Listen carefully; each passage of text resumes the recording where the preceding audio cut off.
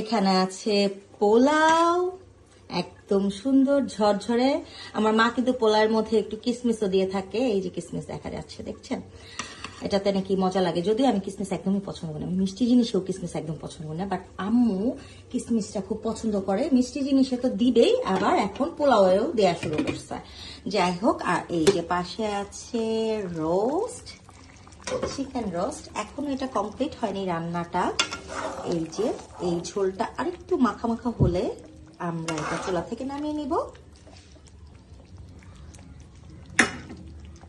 আজকে কি বিশেষ কোনো কারণ আছে এত কিছু পেছনে?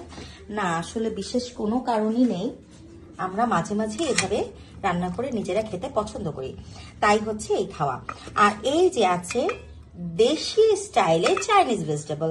এই ভেজিটেবলটা আমরা সবাই খুব পছন্দ করি খেতে, এবং এটা কিন্তু এমন না যে শুধুমাত্র রাইসের সাথে খাওয়ার জন্য আমরা ভেজিটেবলটা করে থাকি। এটা আমরা বিকালে মানে শুধু খাওয়ার জন্য বিকালের নাস্তা হিসেবেও এটা আমরা মানে আম্মু বানিয়ে থাকে। আমরা দেখা যায় যে এক বাটি যদি এরকম ভেজিটেবল খাই তাহলে কিন্তু পেটটা ভরে, এদিকে স্বাস্থ্যকর জিনিস। সো এটা আমাদের বাসায় প্রায়ই মানে রাইসের সাথে খাওয়া ছাড়াও বিকালের নাস্তা হিসেবে বানানো হয়। আর মাঝে মাঝে যেমন শীতের দিনে অনেক ধরনের সবজি যেহেতু পাওয়া যায়, তো শীতের দিনে আমাদের বাসায় কিন্তু প্রায়ই বিকালবেলা ভেজিটেবল স্যুপটাও করা হয়ে থাকে, আমরা খুব পছন্দ করে সবাই মিলে খাই।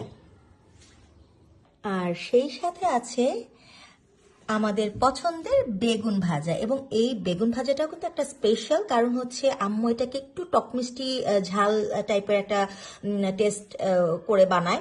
তো এটা খুব মজা লাগে, এটা পোলাওয়ের সাথে খুব মজা লাগে, ভাতের সাথেও খাওয়া যায়, বাট আমার কাছে মনে হয় যে এই জিনিসটা পোলাওয়ের সাথে খেতে বেশি ভালো লাগে।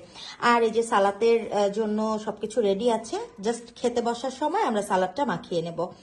That's for all. এইটাই ছিল হচ্ছে আজকে আমাদের লাঞ্চের মেনু, আমরা কি কি খাবো।